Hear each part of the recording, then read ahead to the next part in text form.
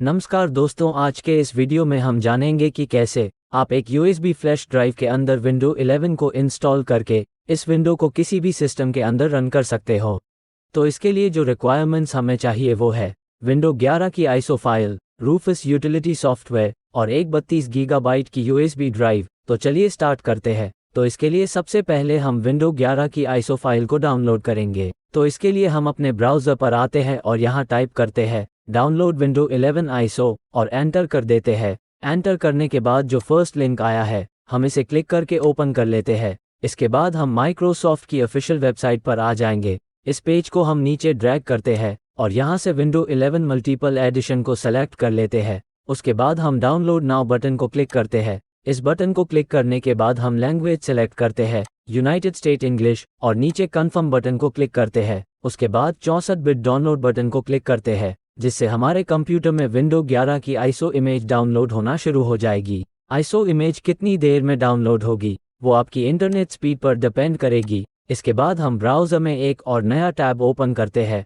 और यहाँ टाइप करते हैं रूफस डाउनलोड और एंटर करके रूफस की ऑफिशियल वेबसाइट पर आ जाते हैं और यहाँ वेबसाइट पर नीचे आकर लेटेस्ट रिलीज से रूफस के पोर्टेबल वर्जन को डाउनलोड कर लेते हैं। आप कोई भी वर्जन डाउनलोड कर सकते हैं। अभी हम यहाँ पोर्टेबल रूफस 4.0 इस लिंक को क्लिक करते हैं। रूफस हमारे कंप्यूटर में डाउनलोड हो जाएगा। अभी दोनों फाइल्स हमारे कंप्यूटर में डाउनलोड हो चुकी है। ये है रूफस जिसकी सहायता से हम विंडो को पेन ड्राइव में इंस्टॉल करेंगे और ये है विंडोज़ 11 की आईएसओ फाइल। अब हम सबसे पहले रूफस पर डबल क्लिक करके इसको ओपन करते हैं। ओपन होने के बाद इसका इंटरफेस कुछ इस तरह का नजर आएगा। हम यहाँ 64 गीगाबाइट की USB ड्राइव यूज कर रहे हैं, जिससे इसने अपने आप ही डिटेक्ट कर लिया है। अब हम सबसे पहले सेलेक्ट बटन पर क्लिक करेंगे और जहाँ भी हमारी आईएसओ फाइल सेव है हम उसे वहाँ से सिलेक्ट कर लेंगे। उसके बाद नेक्स्ट इमेज ऑप्शन में विंडो टू गो इस ऑप्शन को सेलेक्ट करेंगे। पार्टीशन स्कीम में हम MBR को ही रहने देते हैं। यदि आपका सिस्टम नया है और UEFI सिक्योर बूट को सपोर्ट करता है तो आप GPT पार्टीशन भी सेलेक्ट कर सकते हैं।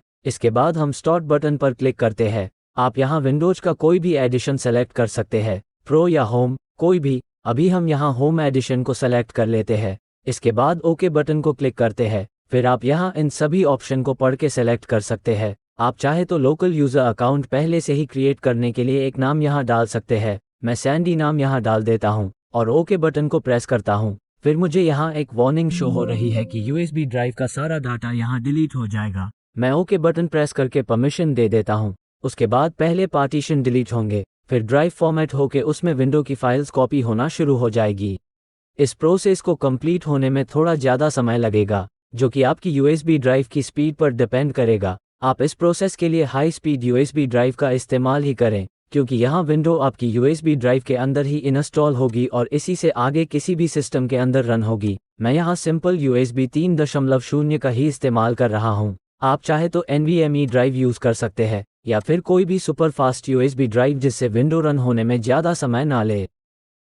ये प्रोसेस कंप्लीट होने के बाद आपको यहाँ रेडी शो हो रहा है, पर अब आपको क्लोज बटन को क्लिक करके रूफस को बंद कर देना है। अभी आपकी प्रोसेस कंप्लीट नहीं हुई है, सिर्फ USB ड्राइव में फाइल्स कॉपी हुई है। विंडो को USB ड्राइव में इंस्टॉल करने के लिए अब आपको कंप्यूटर को USB ड्राइव से रन करना होगा। तो इसके लिए अब हम अपने सिस्टम को रीस्टार्ट करते हैं और आगे का प्रोसेस मोबाइल फ़ोन से रिकॉर्ड करते हैं।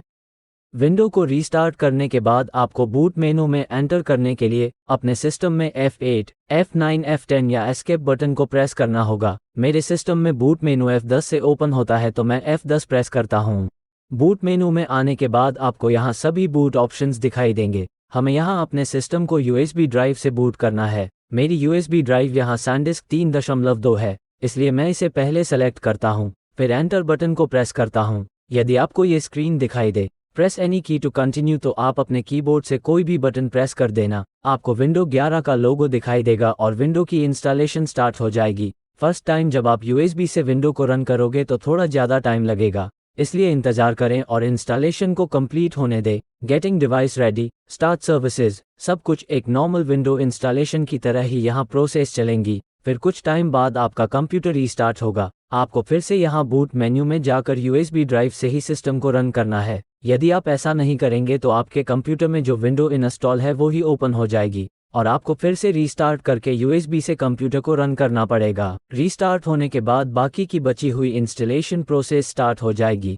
मैं फिर से आपको बता देता हूं कि यदि आपकी USB ड्राइव की स्पीड कम है तो आपको थोड़ा ज़्यादा समय लगेगा। कुछ टाइम बाद आपको स्क्रीन दिखेगी चेकिंग फॉर अपडेट्स। इस समय आपको अपने सिस्टम को बंद नहीं करना है, क्योंकि इससे विंडो इंस्टॉलेशन में दिक्कत आ सकती है और आपकी USB ड्राइव भी खराब हो सकती है। उसके बाद आपको लाइसेंस अग्रीमेंट का पेज दिखाई देगा, उसे एक्सेप्ट करके आगे बढ़े और नेक्स्ट बटन को क्लिक करें। कुछ समय बाद आपको अपने यूज़र अकाउंट का नाम दिखाई देगा। ऑलमोस्ट विंडो आपकी USB ड्राइव में इंस्टॉल हो चुकी है। थोड़ा समय अकाउंट सेटअप में लगेगा और फिर प्राइवेसी सेटिंग का पेज आपको दिखाई देगा। फिर आप जैसे ही नेक्स्ट बटन को क्लिक करेंगे आपको नई विंडो का डेस्कटॉप दिखाई देगा, जो कि आपकी USB ड्राइव से रन हो रही होगी। हम अब विंडो के अबाउट में चलते हैं और आप ये देख सकते हैं कि विंडो 11 होम एडिशन यहाँ इंस्टॉल है। आपको किसी भी तरह का डाउट ना रहे कि विंडो यहाँ USB ड्राइव से ही रन हो रही है, इसके लिए मैं यहाँ विंडो आइकॉन पर राइट क्लिक करता हूँ और डिस्क मैनेजमेंट में चलता हूँ। डिस्क मैनेजमेंट में यहाँ आप देख सकते हैं कि मेरे कंप्यूटर में रिमूवेबल डिस्क यहाँ ऑनलाइन है और उस पर C ड्राइव असाइन है